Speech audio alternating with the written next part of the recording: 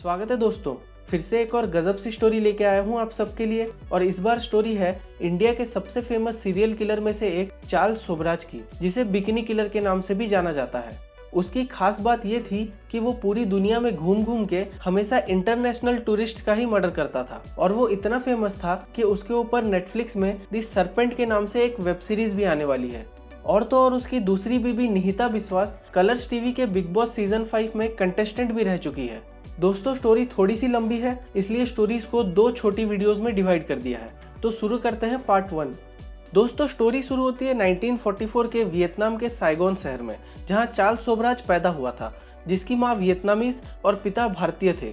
उसके पैदा होते ही हो गया माता पिता का डिवोर्स, जिसके बाद चार्ल्स की मां ने कर ली एक फ्रेंच आर्मी के लेफ्टिनेंट से शादी, और वो चार्ल्स को अडॉप्ट करके अपने साथ फ्रांस के पेरिस ले गए। वहां चार्ल्स ने अपने टीनेज में कदम रखते ही शुरू कर दिया अपने जुर्म के दुनिया का सफर। शुरुआत हुई छोटी मोटी चोरियों से, और 1963 में वो पहली बार जेल गया, एक घर लूटने के जुर्म में। जेल से बाहर आते ही वो बड़ी बड़ी चोरियां और स्कैम करके काफी पैसे बनाने लगा। इसी दौरान उसे पेरिस की एक लड़की चांताल से प्यार हो गया, और जिस दिन उसने चांताल को शादी के लिए प्रपोज किया, ठीक उसी दिन एक चोरी की गाड़ी में पुलिस से भागते वक्त उसे फिर से गिरफ्तार किया गया और उसे 8 महीने की सजा सुनाई गई। चार्ल्स के जेल में होते हुए भी चांताल ने उसे पूरा सपोर्ट किया, और जेल से बाहर आते ही दोनों ने कर ली शादी। फिर 1970 में दोबारा जेल जाने से बचने के लिए चार्ल्स ने प्रेग्नेंट चांताल के साथ फ्रांस छोड़ दिया। वो लोग हिप्पी ट्रेल के थ्रू ईस्टर्न यूरोप से होते हुए एशिया में आए, और इस दौरान रास्ते में उनको जो भी टूरिस्ट मिलते वो पहले उनसे दोस्ती करते, फिर उनके पैसे और पासपोर्ट लूट लेते। ऐसा करते करते वो आखिर में आके मुंबई में पहुंचे, जहां प्रेग्नेंट चांताल ने उनकी बेटी उषा को जन्म दिया। फिर चार्ल्स ने इंडिया में भी चोरी और स्मगलिंग का काम चालू कर दिया, और 1973 में उसको होटल अशोका में चोरी करते हुए रंगे हाथों गिरफ्तार किया गया। फिर जेल से निकलने के लिए उसने अपने फ्रेंच पिता से बेल के लिए पैसे मांगे, और बेल मिलते ही वो चांताल और उषा को लेके अफगानिस्तान के काबुल फरार हो गया। वो दोनों मिलके वहां आने वाले टूरिस्ट को लूटने का काम करने लगे। इस दौरान चार्ल्स एक बार गिरफ्तार भी हुआ, पर बीमारी का नाटक करके वो पुलिस के हाथों से भाग गया। इसके बाद चार्ल्स चांताल और बेटी उषा को छोड़ के ईरान चला गया, और चांताल जुर्म की दुनिया से निकलने के लिए उषा को लेके फ्रांस वापस लौट गई। अगले 2 साल तक चार्ल्स मिडिल ईस्ट के एक देश से दूसरे देश भागता रहा, चोरी किए हुए पासपोर्ट्स की मदद से। इस दौरान चार्ल्स इस्तांबुल में अपने फ्रेंच पिता से हुए सौतेले भाई आंद्रे से मिला, और दोनों मिलकर टर्की और ग्रीस में चोरी चमारी का काम करने लगे। आखिरकार ग्रीस के कैपिटल एथेंस में उन दोनों को गिरफ्तार किया गया, जहां चार्ल्स फिर से भागने में कामयाब हो गया, पर उसके भाई आंद्रे को ग्रीस की सरकार ने टर्की को दे दिया, जहां उसको 18 साल की सजा सुनाई गई। अब तक तो ये छोटे मोटे क्राइम्स थे, अब शुरू होने वाला था मर्डर्स का सिलसिला। ग्रीस से फरार होकर चार्ल्स थाईलैंड चला गया, और वहां वो कैनेडियन लड़की मैरी से मिला।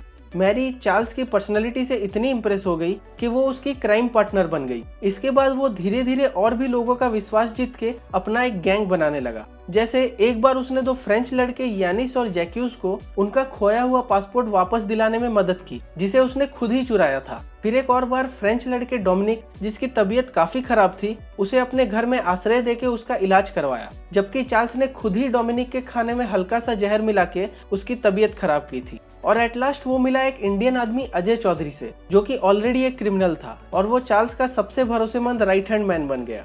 फिर 1975 में चार्ल्स और अजय ने किया अपना पहला मर्डर था अमेरिकी लड़की टेरेसा का, जिसे उन्होंने गल्फ ऑफ थाईलैंड के एक पूल में डुबाकर मार डाला, और पुलिस को जब उसकी लाश मिली तब उसने एक बिकिनी पहन रखी थी।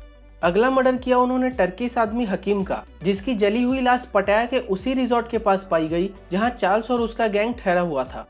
फिर चार्ल्स ने 2 नेदरलैंड्स के स्टूडेंट हैंक और उसकी मंगेतर हेमकर, जिसे उसने हांगकांग में ठहरने के दौरान दोस्ती की थी, उन्हें थाईलैंड घुमाने के बहाने अपने पास बुलाया। पर इत्तेफाक से उसी दौरान हकीम, जिन्हें उन्होंने जलाकर मार डाला था, उसकी गर्लफ्रेंड चारू फ्रांस से थाईलैंड उसकी मौत की वजह जानने के लिए आई हुई थी, और वो हैंक और हेमकर से मिलके चार्ल्स के बारे में इंफॉर्मेशन निकालने लगी। क्योंकि हैंक और हेमकर सबसे नए थे गैंग में, तो वो कहीं भांडा फोड़ न कर दे, इसलिए चार्ल्स और अजय ने पहले हैंक और हेमकर का गला घोट के हत्या की, और बाद में उनकी बॉडीज को जला दिया। फिर उसके कुछ समय बाद हकीम की गर्लफ्रेंड चारू को भी उन्होंने एक पूल में डुबाकर मार डाला, और पुलिस को जब पूल में चारू की लाश मिली तब उसने भी बिकिनी पहन रखी थी, बिल्कुल चार्ल्स और अजय के पहले मर्डर की तरह, और इस वजह से चार्ल्स बिकिनी किलर के नाम से जाना जाने लगा। इसके बाद पुलिस से बचने के लिए चार्ल्स मैरी को लेकर नेपाल चला गया, हैंक और हेमकर के पासपोर्ट के सहारे। और नेपाल में पहुंचते ही उन्होंने कैनेडियन लड़के लॉरेंट और अमेरिकी लड़की कॉनी, जो कि नेपाल में टूरिस्ट थे, उनका मर्डर कर दिया। पुलिस को इन दोनों की लाशें मिलने से पहले ही चार्ल्स और मैरी उनके पासपोर्ट के सहारे फिर से वापस थाईलैंड चले गए, ये सोच के कि वहाँ मामला ठंडा हो गया होगा। पर वहां पहुंच के उसको पता चला कि उसके गैंग के कुछ मेंबर्स को उसके किए गए मर्डर्स की भनक लग गई थी और उन्होंने पुलिस को उसके सारे मर्डर्स के बारे में बता दिया है।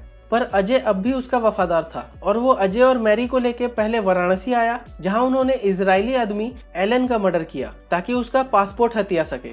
उसके बाद वो लोग वहां से सिंगापुर गए और फिर वापस से इंडिया आए और फिर से वापस थाईलैंड चले गए, ये जानते हुए भी कि थाईलैंड में पुलिस अब भी उनको ढूंढ रही है।